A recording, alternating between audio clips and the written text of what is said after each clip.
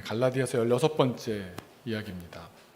지난 15번의 갈라디아서 설교를 통해서 우리가 나누었던 주요 주제는 바로 우리 그리스도인의 자유였습니다.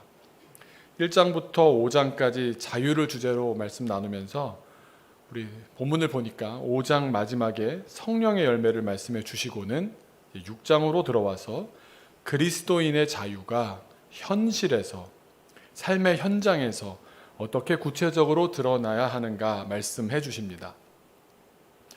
그래서 오늘 설교를 준비하면서 이 6장의 첫 10절, 1절부터 10절까지를 꼼꼼히 읽어보았습니다. 그러다가 저한테 이런 깨달음이 왔습니다. 이 10절의 말씀은 우리 크리스천들이 삶을 어떻게 살아야 할지 구체적으로 알려주시는 마치 계명과도 같은 말씀이구나. 그래서 개수를 세어보았더니 딱 10가지로 축약할 수가 있었습니다. 그래서 오늘 설교의 제목에 10계명이라는 제목을, 그 말을 넣었습니다. 그런데 그냥 10계명이다 라고 할 수는 없었던 것은 우리가 익히 알고 있는 구약의 10계명과는 10개라는 가지수는 똑같고 또 계명 같은 지켜야 할 규범이다라는 면에서는 많이 비슷해 보이기는 하지만 본질부터 많이 다르다는 점 때문에 똑같이 10계명이라고만 쓸 수는 없었습니다. 구약의 10계명은 율법의 핵심이었습니다. 이 계명을 지키냐 지키지 않느냐를 기준으로 좋은 신앙인이냐 나쁜 신앙인이냐를 나누는 기준이 되었습니다. 그러나 이제 계명과 율법을 지키느냐 지키지 않느냐 가지고 신앙인을 가르는 율법의 시대가 종결되었습니다. 우리가 율법을 지키는 것으로는 절대 의로워질 수 없다는 사실을 뼛속 깊이 알게 되었습니다. 아마 각자 개인으로도 어렸을 때는 그런 게 큰 문제 같아 보이진 않았다가도 나이가 들어가면서 보니까 이 말씀대로 산다는 게 절대 쉬운 게 아니구나. 개인의 영적인 현실로도 깨닫고 또 책을 통해서, 성경을 통해서 만나게 되는 우리 인류의 역사를 보아도 그렇습니다. 그래서 만약 하나님께서 우리를 율법과 계명을 얼마나 잘 지키느냐 이것을 기준으로 심판하신다고 하면 우리의 마지막 행선지는 어디가 되겠습니까? 아마 다 아랫동네에서 만나게 되지 않겠습니까? 그런데 오늘 신약성경 갈라디아서 6장에 나오는 10가지 계명과도 같은 말씀은 다릅니다. 이제 우리가 율법과 계명의 속박을 벗어나서 오직 주님의 은혜를 따라서 솔라 그라티아, 오직 믿음으로 솔라 피데 구원을 받게 된 우리들이 더 이상 계명을 또 율법을 잘 지킴으로써 자유하려고 애쓰는 것이 아니라 순서가 바뀌어서 자유롭게 해주신 은혜를 먼저 값없이 받은 뒤에 이제 앞으로 어떻게 하나님을 기쁘시게 할 수 있을지, 계명과 율법을 어떻게 받아들이고 소화하며 살아내야 할지 말씀해 주시는 10계명의 버전 2.0이라고 말씀드릴 수가 있겠습니다. 하나님께서 바울 목사님을 통해서 갈라디아서 5장에 한마디로 먼저 정리해 주셨습니다. 율법의 종이었다가 자유하게 된 은혜 받은 우리들은 다시는 종의 멍에를 매지 말되 스스로 결단해서, 스스로 결박해서 사랑으로 다른 이들을 향해서 종노릇을 하라. 스스로 낮아지고 스스로 섬기는 자가 되고 자기의 결단으로, 자기의 선택으로 스스로 높아지고자 하는 본능과 대우받고 인정받고자 하는 욕망을 거슬러 가라 말씀하십니다. 이게 가능합니까? 불가능합니다. 그래서 자유를 이야기할 때 성령이 뒤따라옵니다. 그래서 우리가 기도할 수밖에 없는 겁니다. 오직 성령의 능력을 내려주셔서 사랑으로 종이 되는 그런 인생을 살게 하여 주옵소서. 어렵지만 주님 가신 길이기 때문에 믿음으로 기꺼이 선택하며 가는 겁니다. 그러니까 갈라디아서의 10가지 계명은 다시 우리를 얽매기 위해 주신 계명이 아니라 계명과 율법으로부터 자유로워진 우리들에게 주시는 놀라운 지혜입니다. 그러다 보니 오늘 설교의 제목을 구약을 기준으로 본다면 모순적입니다. 자유라는 말과 계명이라는 이 규범은 모순적일 수밖에 없습니다. 하지만 우리가 사는 시대, 예수님을 믿고 의지하여 의로운 사람이 되었으나 여전히 죄에는 취약한 우리들에게 주시는 자유인의 십계명이다라고 이름 붙일 수가 있겠다는 겁니다. 우리가 은혜와 사랑의 예수님 덕분에 모두 자유인이 되었습니다. 그러나 그것이 자유인이 되었다는 것이 이젠 내가 육체의 기회로 삼아서 죄를 짓고 또 퍼뜨리며 살아도 된다는 말씀은 전혀 아닙니다. 성경 전체가 누누이 우리에게 강조하고 있는 사실, 그래서 우리가 절대로 가볍게 생각하지 말아야 하는 사실은 죄는 무겁다는 사실입니다. 우리가 마땅히 죄값을 치러야 하는 내 죄의 용서를 받았다는 사실과 우리가 죄에 대해서 어떤 태도를 취해야 하는가 하는 사실이 혼합되고 섞여서는 안 됩니다. 많은 분들이 용서받았으니까 맘대로 살자, 이런 태도를 견지하기도 합니다. 말로는 그렇게 차마 말하지 못하지만 삶으로는 난 용서받았으니까, 난 구원받았으니까, 나는 은혜 받았으니까 라면서 방종하기도 합니다. 그런데 이런 태도는 예수님께서 십자가를 통해서 주신 값진 은혜를 싸구려 은혜로 취급하는 태도입니다. 베푸신 용서와 은혜와 사랑에 대한 진정성 있는 태도는 죄를 여전히 무겁게 대하는 태도입니다. 다른 측면으로 말한다면 죄 앞에 내가 얼마나 취약한지를 인정하면서 죄를 대해야 합니다. 그래서 자유인의 첫 번째 계명을 이렇게 이름 지어봤습니다. 보여줄 수 있나요? 네. 죄를 두려워하라. 그러면 첫 번째, 남의 죄를 쉽게 판단하지 말라. 우리 1절 말씀 한번 같이 읽어보겠습니다. 시작. 형제들아, 사람이 만일 무슨 범죄한 일이 드러나거든 신령한 너희는 온유한 심령으로 그러한 자를 바로잡고 너 자신을 살펴보아 너도 시험을 받을까 두려워하라. 남의 범죄를 대할 때도 엄청나게 신중해야 되고 또 나는 범죄하지 않았는지 살펴보라는 말씀입니다. 여러분, 다른 사람이 범죄하게 되었다, 그 사실을 알게 되었을 때, 그게 범죄가 드러나게 되었을 때 어떻게 반응하십니까? 저만 그런지는 모르겠지만 똑같은 죄를 남이 저질렀다고 했을 때 내가 취하는 태도는 두 가지로 나뉘어지는 것 같습니다. 하나는 별다른 깊은 생각도 하지 않은 채로 손가락질하거나 말을 덧붙인다거나 말을 퍼뜨린다거나 비난하는 일입니다. 어떤 경우에 이런 태도를 취하나 보면 TV에 정치인들의 비위 사실이 막 드러나면 저걸 누가 저걸 뽑아줬고 이름도 존칭도 다 생략하여 하면서 막 심한 말을 덧붙입니다. 한마디로 깐다고 하지 않습니까? 그런 태도를 취하는가 하면 남이 저지른 똑같은 범죄를 접했는데도 전혀 다른 태도를 취할 때가 있습니다. 차마 말을 하지 못하면서 말을 아끼는 태도를 취하기도 하는 겁니다. 어떤 때 이런 태도를, 어떤 때 저런 태도를 취할까요? 그 차이가 뭘까요? 그 기준은 남이냐 식구냐입니다. 남이면 막 말할 수 있는 겁니다. 그런데 가족이면 말을 못합니다. 식구니까, 사랑하니까, 나의 일부니까 그러지를 못합니다. 근데 사랑하니까 말하지 않는 것에 멈추는 것이 아니라 성경은 여기서 한 걸음 더 나아갑니다. 범죄한 사람을 바로잡으라고 말씀하시면서 엄청나게 까다로운 조건을 말씀하십니다.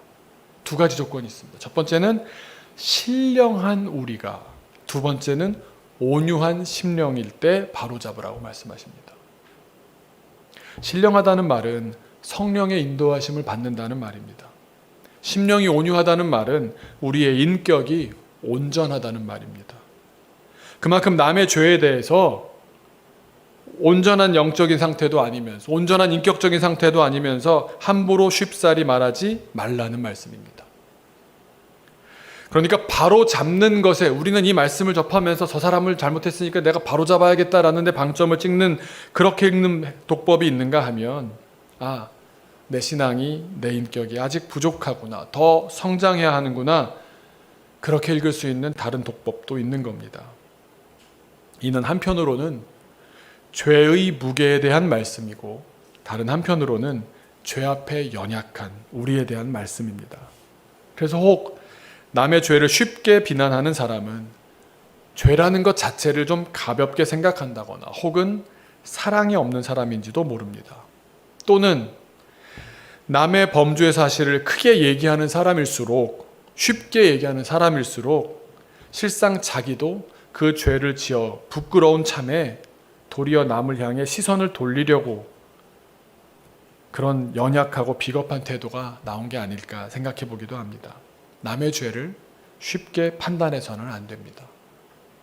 두 번째로 죄를 두려워하라고 말씀하시면서 두 번째는 남에 대한 시선에서 이제 나에게로 옮겨옵니다. 한번 같이 읽어볼까요? 시작. 나의 죄를 살펴보라. 우리 1절 하반절 보시면 남을 바로잡은 뒤에 뭐라고 나오느냐? 너 자신을 살펴보아 너도 시험을 받을까 두려워하라. 자유인으로서 죄에 대해서 진정성 있고 또 책임감 있는 태도는 남을 향한 시선을 나 자신에게로 돌리는 일입니다. 자유인은 남 탓하거나 남에게 손가락질하면서 나의 에너지를 남에게 소모하는 사람이 아닙니다. 인생 얼마나 산다고 그런데 헛심 쓰며 살겠습니까? 우리가 전환해야 합니다. 남으로부터 시작해서 나를 보는 겁니다. 자꾸만 남을 향하려고 하는 시선과 그 부정적인 에너지를 나에게로 돌려야 합니다. 그것이 신앙입니다. 자유인의 신앙입니다. 이 전환을 이루기 위해서 오늘 1절 본문 말씀이 이렇게 기록합니다. 너도 시험을 받을까 두려워하라. 성경을 보시면 두려워하지 말라는 말씀이 몇 번 나온다고요? 365회나 나옵니다. 365회. 그러니까 성경을 1년에 1독한다 치면 하루에 한 번은 접하게 되는 말씀이 두려워하지 말라는 말씀인데 유독 여기서는 두려워하라고 말씀하십니다. 무엇만큼은 우리가 꼭 두려워해야 하기 때문이겠습니까? 죄로 인해 시험받을 것만큼은 두려워해야 합니다. 경계해야 합니다. 우리가 예수님의 십자가의 은혜로 단번에 죄사함을 받았습니다만 구원이 실제로 이루어지는 그 순간까지는 우리는 죄를 경계하고 신중하게 살아야 하는 겁니다. 그러면서 점진적인 성화의 과정을 살아내야 합니다. 그 길을 걸어갈 때 결국 하나님께서 어느 시점에 우리를 영화롭게 만드실 줄로 믿습니다. 세 번째 계명은 같이 한번 읽어볼까요? 네, 같이 한번 읽겠습니다. 시작. 공동체를 함께 책임지라. 우리 2절 말씀 한번 또 같이 읽겠습니다. 시작. 너희가 짐을 서로 지라. 그리하여 그리스도의 법을 성취하라. 지난 설교에서 여기서 말씀하시는 짐은 개인이 혼자서 질 수 있을 만한 그런 무게와 그런 규모의 짐이 아니다라고 말씀을 나눴습니다. 무엇이 큰 짐이겠습니까? 또 어떻게 그 짐은 그리스도의 법을 성취하겠습니까? 많은 분들이 이 짐에 대해서 얘기할 때 어떤 고난, 고통, 자녀 교육, 기업 경영 많은 걸 얘기하는데 말씀을 묵상하다 그런 생각이 들었습니다. 서로 져야만 하는 짐, 감당할 수 없는 짐, 개인으로는 도저히 해결할 수 없는 짐이 뭘까? 혼자 곰곰이 생각하다가 교회가 아닐까 생각해 보았습니다. 교회가 짐이다라고 하니까 좀 거북스러운 표현이실 수도 있겠는데 사실 우리가 지금 살고 있는 시대를 생각해 보면 교회를 대한 우리의 태도를 생각해 본다면 교회가 짐스러워진 것을 부인하기가 어렵습니다.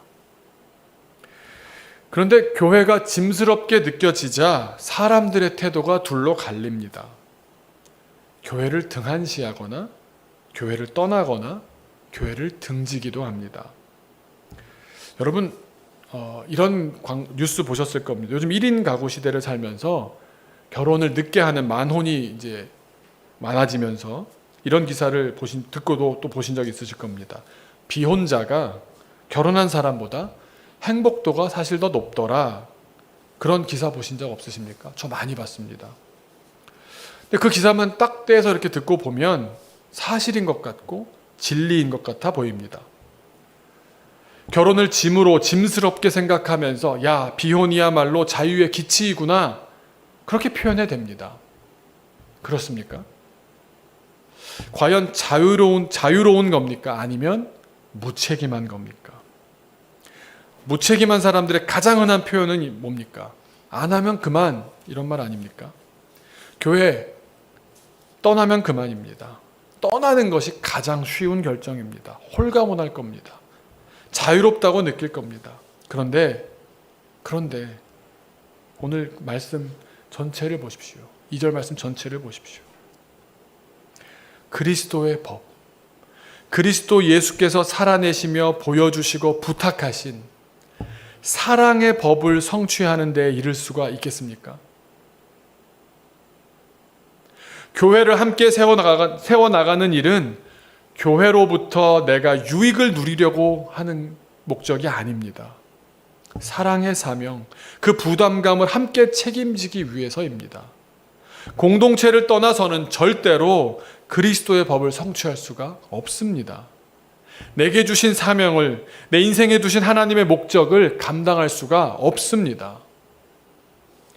자유하신 우리 중심교우 여러분, 함께 교회를 세워갑시다. 스스로 종노릇하면서 그리스도의 법, 그 사랑의 나라를 교회 안에 이루어 가십시다. 그것이 주님께서 주신 세 번째 계명인 줄로 믿습니다. 네 번째 계명은 한번 읽어보겠습니다. 시작. 교만하지 말라. 3절 말씀으로 같이 읽겠습니다. 만일 누가 아무것도 되지 못하고 된 줄로 생각하면 스스로 속임이라. 제가 존경하고 또 우리 저희 키즈워십을 많이 사랑하면서 도와주시는 정성진 목사님께서 이런 재미난 얘기를 나눠주셨습니다. 교회가 크니까 교회 안에 목공 동호회도 있고 여러 동호회가 있는데 자전거 타는 걸 좋아하는 동호회가 있더랍니다. 그래서 만들어져서 인원이 되니까 목사님 저희도 이제 클럽 활동 비슷하게 등록을 하고 동호회로 교회 안에서 무슨 선교회 같이 활동하고 싶습니다. 그래서 그러냐고. 그래서 목사님 이름을 지어주십시오 그랬답니다. 이름을 뭐라고 지으셨냐 그랬더니 선줄로 선교회라고 지으셨답니다. 무슨 이름이 선줄로 선교회냐? 고린도전서 10장 12절을 보시면 이해가 잘 됩니다. 한번 읽어볼까요? 시작. 그런즉 선줄로 생각하는 자는 넘어질까 조심하라. 자전거는 멈춰서면 어떻게 됩니까? 넘어집니다. 두 다리를 한쪽이라도 대지 않으면 자전거는 멈춰있는 채로 버틸 수가 없습니다. 된 줄로 판단한 순간, 내가 어느 정도 되는 사람이라고 생각하는 순간 교만해진 순간입니다. 우리는 절대로 교만할 수 없는 존재임을 한시도 잊어서는 안 된다는 말씀입니다.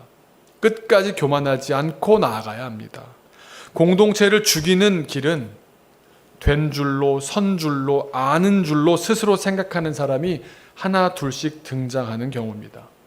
공동체를 완전히 파멸하도록 폐부 깊숙이 비수를 꽂아 회생 불가능하게 만드는 길은 실상은 된 줄로, 선 줄로, 아는 줄로 생각하는데 자기는 그렇다고 생각하지 않으면서 말하고 행동하는 사람들이 늘어날 때 그렇습니다. 교만은 그 생명력이 기생충과도 같고 곰팡이와도 같습니다. 그래서 밝고 청명한 곳으로 자꾸만 나아와야 합니다. 말씀 앞으로. 말씀 읽을 수 있을 때 조금이라도 더 읽어보셔야 합니다. 말씀의 나를 비춰야 합니다. 예배 현장으로 나도 모르지만 나와 있는 가운데 찬양하는 가운데 그 가사 안에 내가 비추어지지 않습니까? 그 밝음이 나의 더러움을 부각시킬 수밖에 없지 않습니까? 불편합니다. 그런데 사는 길입니다. 다섯 번째 계명은 읽어볼까? 시작. 내 보물을 감사하라. 4절 말씀 함께 읽겠습니다. 각각 자기의 일을 살피라. 그리하면 자랑할 것이 자기에게는 있어도 남에게는 있지 아니하리니. 제가 지금까지 살아오면서 참 훌륭한 신앙인이다라고 인정할 만한 분들의 공통점을 하나 꼽으라면 여러 가지가 있겠지만 한 가지는 감사라는 겁니다. 감사하며 산다. 그래서 감사가 툭 치면 나오는 분들입니다. 내가 지금 감사해야 될 제목들이 계속 나오는 분들입니다. 그래서 그런 분들이 언제 드러납니까? 같이 교회에서 함께 있다가 집에 왔는데 감사의 메시지가 오는 분들이 있습니다. 이걸 유럽에서도 제가 보면 얼마나 많이 가르치는지 모릅니다. 제가 배웠던 유럽에서 친구를 사귀었더니 유럽의 어머니뻘 아버지뻘 되시는 분이 저한테 이렇게 가르쳐 주셨습니다. 남의 집에 초대를 받아 가거든 나오는 날 뭐 이불자리 정리 잘하고 이거 당연한 거지만 거기에 꼭 땡큐 노트를 써놓으라는 겁니다. 감사합니다. 재워주셔서 감사합니다. 잘 잤습니다. 너무너무 귀한 시간이었습니다. 그게 한 줄이든 큰 긴 줄이든 그게 중요한 게 아니라 그때에 그 마음을 전하는 게 중요하다는 겁니다. 근데 그게 나중에는 마음으로부터 우러나와서 내 인생 자체가 감사한 인생이 되면 교육의 힘이 아니라 마음의 힘으로 감당하게 됩니다. 신앙이 깊으신 분들은 감사가 그냥 속에서 계속해서 샘솟습니다. 한번 각자 물어보십시오. 스스로에게 한번 물어보십시오. 지금 딱 떠오르는 감사가 있습니까? 어떤 상황의 변화, 처지나 형편이 조금 더 나아진 것, 그런 감사 말고 마음 깊은 감사가 떠오르십니까? 어떤 상황이 변화된 것을 통해서 감사하더라도 그 감사의 근원으로 들어가고 계십니까?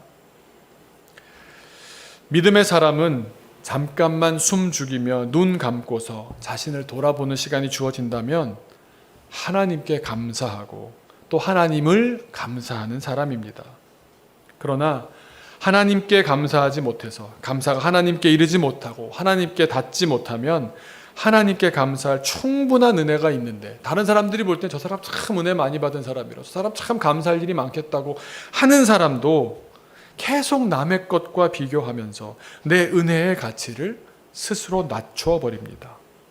사랑하는 중심교회 성도 여러분, 우리 안에 보물이 있습니다. 이 가치가 상대적이 되기 시작했고 이 가치가 가볍게 느껴지기 시작한다면 타락하기 시작했다는 증거인 줄로 자기의 바로미터를 삼으시기 바랍니다. 내가 지금 누리고 있는 은혜를 발견하십시오. 그리고 지금 감사하며 사는 것이 옳습니다. 6번째, 같이 읽어볼까요? 시작. 자기의 짐은 스스로 지라. 우리 5절 말씀 함께 읽겠습니다. 각각 자기의 짐을 질 것이라. 헬라어 단어가 두 개가 완전히 다르다고 말씀드렸죠. 아까 앞에 나왔던 짐은 인간이 개인이 감당할 수 없을 큰 짐을 얘기한다면 여기는 군인들이 행랑 차리는 딱 1인용으로 만들어진 짐을 말합니다. 행군할 때 군인 한 사람한테 총 한 정, 수류탄 몇 정 이렇게 딱 줘지지 않습니까? 어떻게 보시면 또 일껏 교회에서 공동체를 강조하시더니 갑자기 개인 보고 알아서 하라는 말씀이십니까? 들리실지 모르겠는데 이런 뜻입니다. 공동체를 이루는 한 사람 한 사람이 장성한 데에 이르시기를 바라는 주님의 권면인 줄로 믿습니다. 자유인이라면 자기의 책임을 다해내는 것 또한 올바른 성장이고 성숙입니다. 자유인이니까 육체의 기회를 삼아서 내가 이 자유를 만끽하며 산다? 아닌 겁니다. 제가 친구들이 이제 애틀란타에 있는 친구들한테 이제 아들이 그리 갔다고 연락을 했습니다. 그랬더니 어떻게 이제 사느냐, 관심을 갖지 않습니까? 다 얘기했더니 걱정하기 시작하는 겁니다. 왜 걱정하느냐?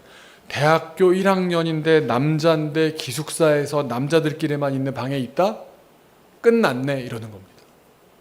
자유를 만끽하다가 자유로 육체의 죄를 지을까봐 그런 경험을 다 가진 제 친구들은 나는 그때 그런 죄를 지었네라고 막 얘기해주는, 뭐 조심해야 돼, 마약 조심해야 돼, 친구 조심해야 돼. 그런 자유가 주어졌을 때 스스로 책임지지 못한다면 자기 삶을 파멸로 이끌지 않겠습니까? 자유가 독약이 될 수도 있는 겁니다. 우리 7번째 계명 한번 읽어볼까요? 시작. 말씀을 전하고 들으며 감사하라. 우리 6절 말씀 같이 읽겠습니다. 가르침을 받는 자는 말씀을 가르치는 자와 좋은 것을 함께하라. 이 말씀은 많은 목사들에게 큰 힘이 되는 말씀이었습니다. 그래서 유교적인 문화에서 이 말씀을 바라보면 군사부일체라고 하죠. 가르치는 사람도 아주 존경을 다해서 좋은 게 있으면 좀 그분들부터 드려라, 챙겨드려라, 이런 말씀으로 많이들 흐뭇해하시는 말씀입니다. 그런데 더 넓게 본다면 목사들만 가르치는 것은 아니지 않습니까? 전도를 받는 사람과 전도를 하는 사람, 복음을 전해 받은 사람과 복음을 전해준 사람, 그런 관계도 있을 수 있고요. 결국 복음에 빚진 사람은 복음을 전해준 데에 감사하라는 말씀이기도 합니다. 이 본문에서 말씀하시는 이 말씀이 뭐겠습니까? 복음의 말씀 아니겠습니까? 그래서 교역자들만의 전유물이 아니라 저 역시 말씀대로 살아가는 삶을 교인들의 삶을 통해서 배웁니다. 한 주간의 삶 가운데서도 저에게 툭툭 날라오는 메시지를 보면서도 뭔가를 나누고자 하시는 마음들, 나는 참 이런 걸 못하는데 어떻게 이런 게 생겼다고 이렇게 나누고자 하실까? 교회에 이런 거 필요하신 분 없나요? 막 나누시는 말씀들을 해주십니다. 이렇게 이해하시면 될 것 같습니다. 우리가 자녀들에게 복음을 전하는 그런 역할을 감당하지 않습니까? 그런데 받는 것에 대해서 당연하게 생각하지 말고, 공짜라고 생각하지 말고, 역할을 다르게 감당하고 있다고 생각하면서 당연히 우리가 해야 되는 일이라고 생각하면서 좋은 마음을 모아서 귀한 결과를 위해서 애쓰라는 말로 생각합니다. 그렇게 교회를 이루어가고 세워가는 일이 중요합니다. 이 중심이 없으면 그렇게 마음을 모을 때 우리가 어떤 마음이 됩니까? 이 일을 함께 가치 있게 생각하는구나, 여기 도달하게 됩니다. 그냥 우리만 열심히 하고 있고 누구한테만 맡겨놓고 나는 안 하고 있고가 아니라 맡겨서 하고 있는 것에 함께 너무 애쓰신다 말하는 것도, 또 어떤 방법을 또 오는 길 가는 길 또 간식거리 이런 마음들이 금액이나 그 노력의 크고 작음이 아니라 그 마음이 느껴질 때 우리가 함께 하는구나 느껴지게 되지 않겠습니까? 생명을 가르치는 일이기 때문에, 생명을 살리는 일을 이 교회 안에서 함께 해나가고 있기 때문에 그런 줄로 믿습니다. 그리고 우리 8번째 계명 읽겠습니다. 성령을 위하여 심으라. 7절과 8절 말씀 함께 읽겠습니다. 스스로 속이지 말라. 하나님은 업신여김을 받지 아니하시나니 사람이 무엇으로 심든지 그대로 거두리라. 자기의 육체를 위하여 심는 자는 육체로부터 썩어질 것을 거두고 성령을 위하여 심는 자는 성령으로부터 영생을 거두리라. 아멘. 우리가 지난 5장에서 성령의 열매, 육체의 열매 나눴던 이 이야기인데 다음 계명으로 넘어가기 위한 중요한 내용이 있습니다. 다음 9번째 계명은 이걸 머리에 넣으시고요. 다음 계명 한번 보여주시면 9번째 계명, 믿음은 시간 싸움이다. 낙심하지 말라. 사람이 왜 속는지를 한번 말씀 가운데 생각해 보니까 심으면요 안 보입니다. 흙 속에 들어가면요 안 보입니다. 내가 뭘 심었는지 안 보입니다. 아직 어린이 같은 마음이라면 아무거나 심어도 내가 원하는 게 나온다고 생각하기 쉽습니다. 성경은 분명히 말씀하십니다. 그 동기가 어떤지, 그 중심이 어떠했는지, 어떤 마음으로 무엇을 심었는지 그것을 거두게 된다고 분명하게 말씀하십니다. 우리가 9절 말씀을 보시면 선을 행하되 낙심하지 말지니 포기만 하지 않는다면 때는 반드시 이룰 것이기 때문에 거두게 된다라고 말씀하십니다. 제가 늘 여러 번 교회에서도 말씀 나누었지만 조금 더 표현을 달리해서 이렇게 말씀드려 볼 수 있겠습니다. 믿음은 시간 싸움입니다. 결국 시간 싸움입니다. 내가 중도에 포기하는 것이 문제고 내가 과정 가운데 실족해서 문제지 믿음대로 이루어지지 않는 것은 아닙니다. 그래서 성경의 가르침을 보면 성경은 오래 참으라고 말씀하십니다. 끝까지 견디라고 말씀하십니다. 중간에 포기하지 말라고 하십니다. 이 세 가지 한번 생각해 보십시오. 끝이 있다는 겁니까? 없다는 겁니까? 오래 참는다는 건 오래라는 시간은 끝이 있는 시간입니다. 끝까지 견디라는 것은 끝이 있다는 말씀입니다. 중간에 포기하지 말라는 건 끝이 있으니까 중간도 있는 것 아닙니까? 성경에서 절대로 길이 참으라고 하지 않습니다. 영원히 버티라고 말씀하지 않습니다. 심지어 내 때에 안 되면 내 자식 때라도 됩니다. 씨를 뿌리는 역할을 맡기셨을 수도 있습니다. 우리가 과정 중에 실족하지 않고 낙심하지 않고 포기하지 않으면 주님의 때를 신뢰하는 우리의 그 노력이 반드시 열매를 맺을 줄로 믿습니다. 믿음은 시간 싸움입니다. 오래 참는 훈련을 주님께서 계속 시키실 겁니다. 제가 자녀를 여러 명 키우는, 전 한 명밖에 못 키워봤지만 2명, 3명, 4명, 5명 키우는 집들을 만나면 표현이 참 재미있습니다.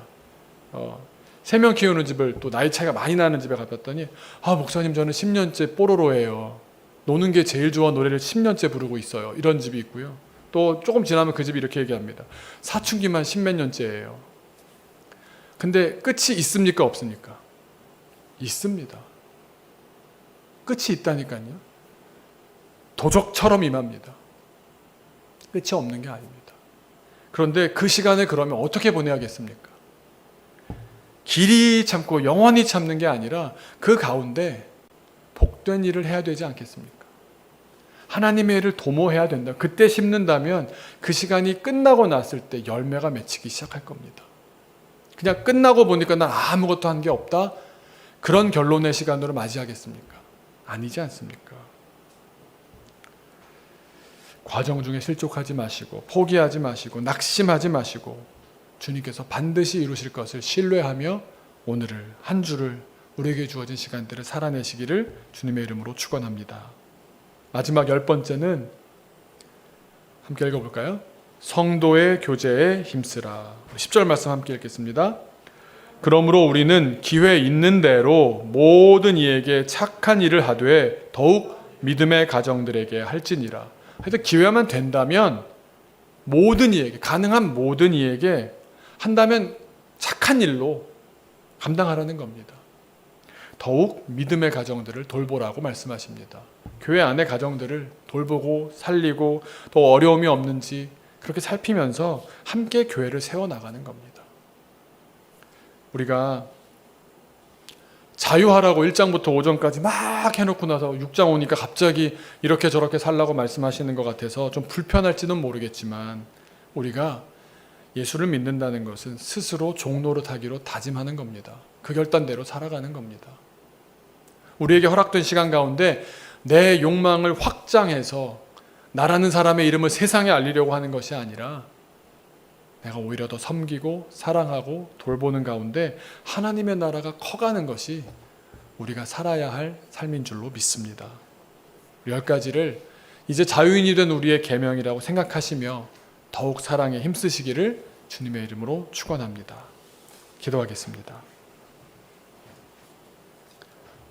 살아계신 아버지 하나님, 우리에게 허락된 이 짧은 시간 가운데 주님 기뻐하시는 일을 도모하며 살기를 소망합니다. 우리에게 주님 계속 밖으로 향하는 마음들, 또 남과 비교하려는 마음들, 또 보이지 않는 것에 대해서 그냥 안 보이는데 뭐 하고 가볍게 생각하려는 마음들, 그런 약한 마음으로 살지 않게 도와주옵시고 주님 자유인이라면 스스로 정하고 스스로 따르기로 결단하여서 하나님 나라를 위한 귀한 열매를 맺을 줄 아는 주의 종 되게 하여 주옵소서. 우리 교회 안에 이런 믿음의 길을 가시는 선배들이 한 명, 두 명 일어나게 하옵시고 또 우리 아이들도 우리의 자녀들도 우리 다음 세대들도 그런 믿음의 선배들을 보면서 또 천천히 그렇게 열매 맺어갈 수 있게 하여 주셔서 그들이 또한 선배가 되고 어른이 되고 그렇게 오고 오는 세대 가운데 믿음의 든든한 역할을 감당할 수 있게 하여 주옵소서. 주님 우리 교회를 믿음의 교회로 사랑의 교회로 주님을 잘 섬기는 교회로 더욱 강하게 하여 주옵소서. 감사드리며 예수님의 이름으로 기도하옵나이다.